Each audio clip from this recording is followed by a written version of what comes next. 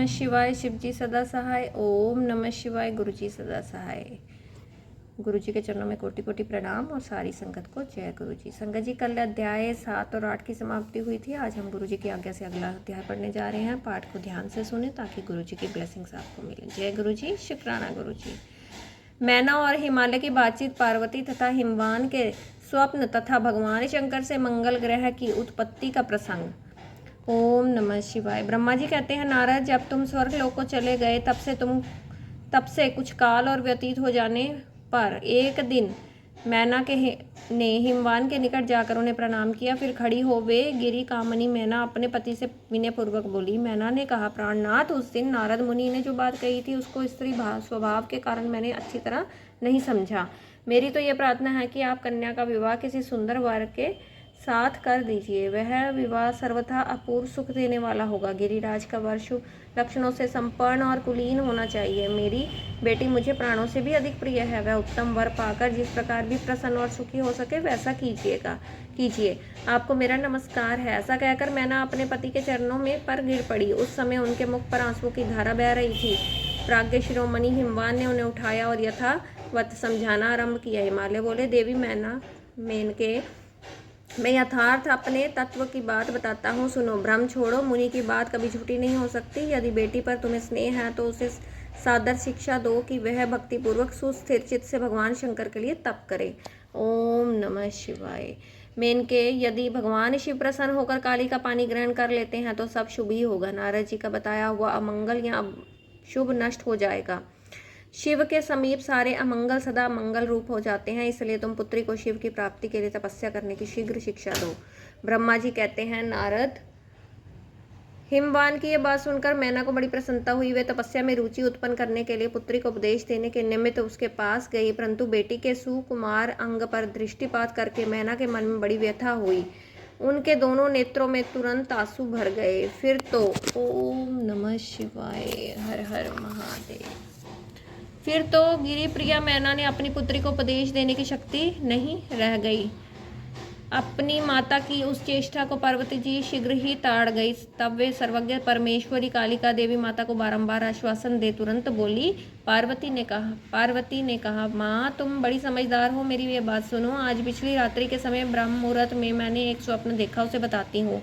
माता जी, स्वप्न में एक दयालु एवं तपस्वी ब्राह्मण ने मुझे शिव की प्रसन्नता के लिए उत्तम तपस्या करने का संतापूर्वक उपदेश दिया है। नारद, यह सुनकर मेनका ने शीघ्र अपने पति को बुलाया और पुत्री के देखे हुए स्वप्न को पूर्णतः कह सुनाया।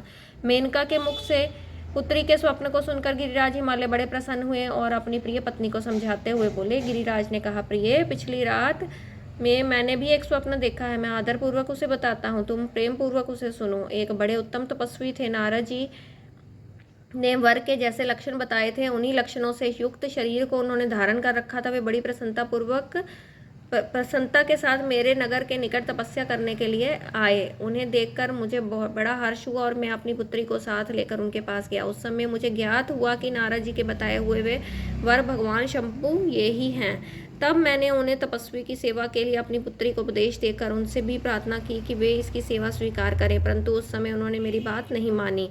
इतने में ही वहाँ सांख्य और वेदांत के अनुसार बहुत बड़ा विवाद छिड़ गया। तदनंतर उनकी आज्ञा से मेरी बेटी वहीं रह गई और अपने हृदय में उन्हीं की कामना रखकर भक्तिपूर्वक उनकी सेवा करने लगी। सुमुखी, यही मेरा देखा हुआ स्वप्न है जिसे मैंने तुम्हें बता दिया है। अतः प्रिय, मैंने कुछ काल तक इस स्वप्न के फल की परीक्षा या प्रतीक्षा करनी चाहिए। इस समय यही उचित जान पड़ता है कि तुम निश्चित समझो, ये मेरा विचार है।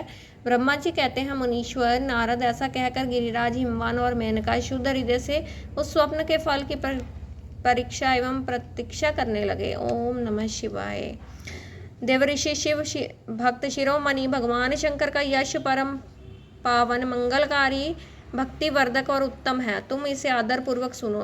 दक्ष यज्ञ से अपने निवास स्थान कैलाश पर्वत पर आकर भगवान शंभु प्रिय विरह से कातर हो गए और प्राणों से भी अधिक प्यारी सती देवी का हृदय से चिंतन करने लगे।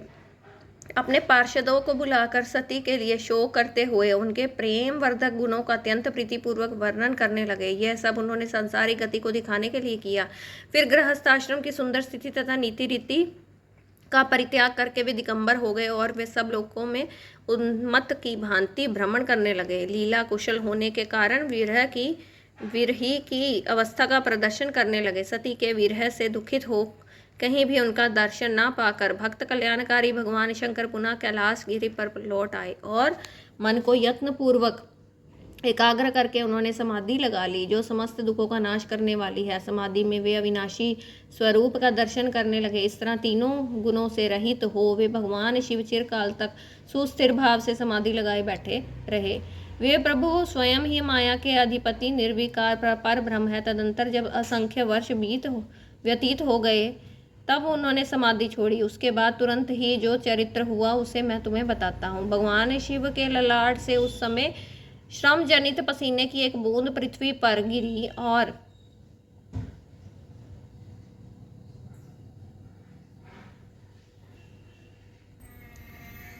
तत्काल एक शिशु के रूप में परिणत हो गई। मुने उस बालक के 4 भुजाएं थी, शरीर की कांति लाल थी और आकार मनोहर था।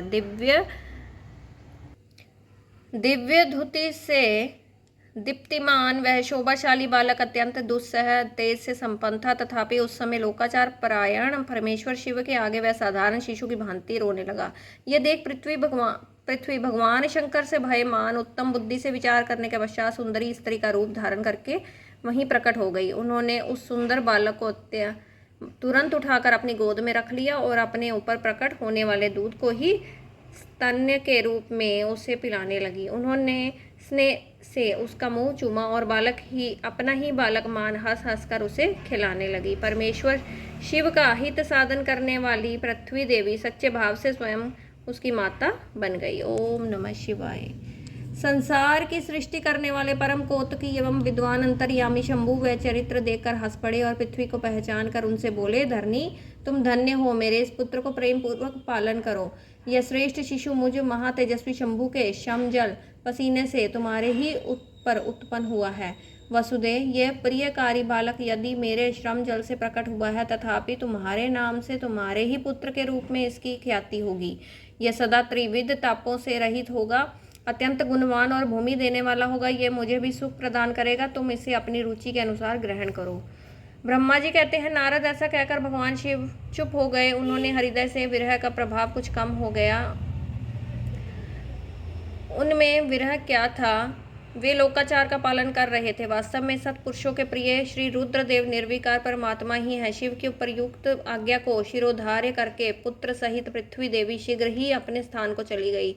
उन्हें अत्यंतिक सुख मिला। वह बालक भौम नाम से प्रसिद्ध हो युवा होने पर तुरंत काशी चला गया और वहां उसने दीर्घ काल तक भगवान शंकर की सेवा की। विश्वनाथ जी की कृपा से ग्रह की पदवी पाकर वे भूमि कुमार शीघ्र ही श्रेष्ठ एवं दिव्य लोक में चले गए, जो शुक्र लोक से परे है। ओम नमः शिवाय। संगति यहाँ अध्याय 9 और 10 की समाप्ति होती है। चलिए गुरु जी से आज्ञा ले लेते हैं। ओम नमः शिवाय। शिव जी सदा सहाय। ओम नमः शिवाय। गुरु जी सदा सहाय। गुरु जी के चरणों में कोटि कोटि प्रणाम और सारी संगत को जय गुरु जी। जय गुरु जी। संगत जी।